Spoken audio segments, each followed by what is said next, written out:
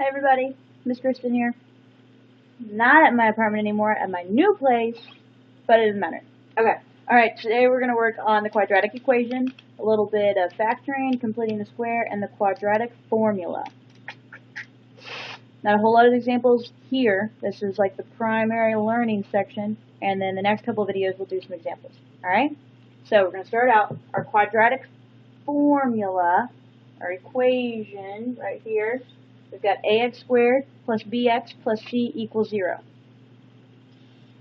I've highlighted the letters because in the different equations and the different setups, they do different things. So that way we can see it a little bit more clearly. So we'll start out with just your basic factoring. So I'm going to do x squared plus 16 minus, or is equal to 8x. Now the first thing I want to do is get all my x's on one side and set it equal to 0. So I'm going to take my 8x and subtract it. Alright, and I'm going to just put it right here. Now notice the 16 here and the 8x, they don't have the same variable setup, but I'm not subtracting it from 16, I'm adding it to this whole side, so you'll see here in a second. So now I'm going to have x squared minus 8x plus 16 equals 0. Okay, so notice how I also put the 8x in here, and it still follows my basic setup. X squared, x, no x. You want to put it in the degree order from highest to lowest. It's just easier to see that way, and it's better if you start now than try to put everything in order later. So now looking at this, factoring is really a lot of guessing. You look at it and you say, okay, maybe I can do this, maybe I can do that. It takes practice, but it really is just a lot of guessing. A little bit of thinking about what's going on. You could do a couple things a different ways. But what I'm going to look at is this right here first. And I'm going to say, okay, 16, and then I'm going to look at 8. And I'm going to think to myself, what times itself is equal to adding up to be 8. So I'm looking at this, and I've got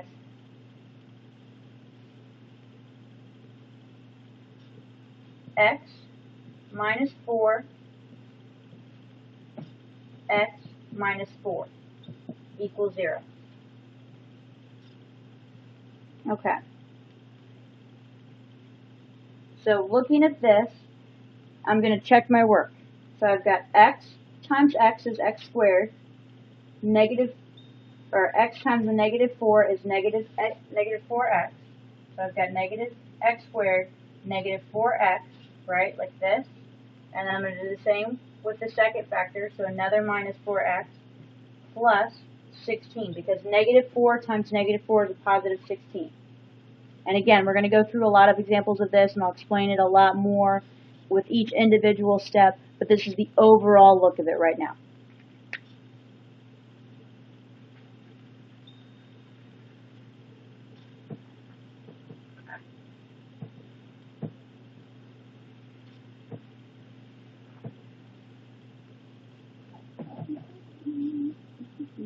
Okay, next up,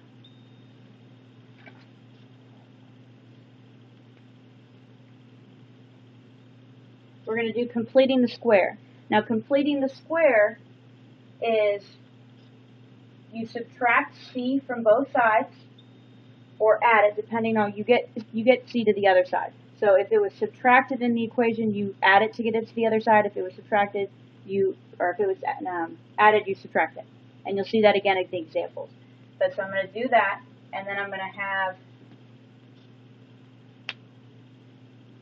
a x squared plus b x equals negative c. Now to complete the square, I'm going to take my b by itself, divide it by 2, and square the entire quantity.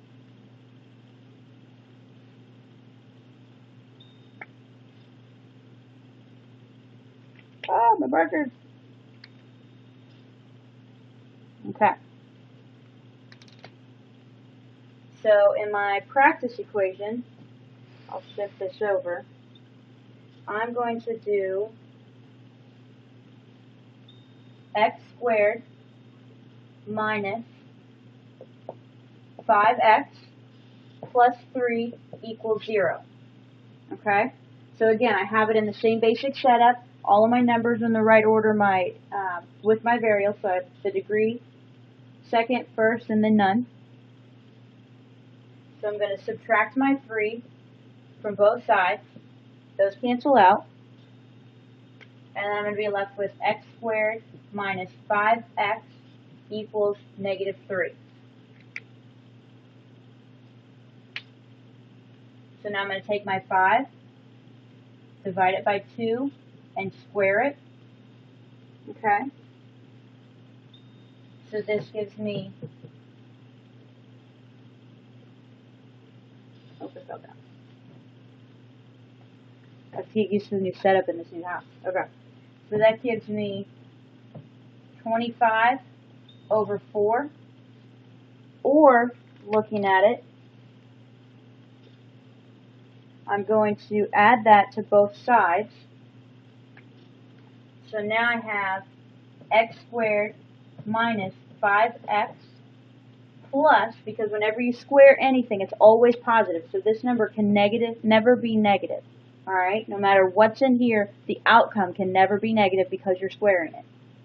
So I'm going to have 5x plus 5 halves squared equals negative 3 plus 5 halves squared. So now I'm going to take, I'm going to have to shift over again and erase this. So I'm going to rewrite what I just wrote down. So I have x squared minus 5x plus the quantity 5 divided by 2 squared equals negative 3 plus the quantity 5 divided by 2 squared.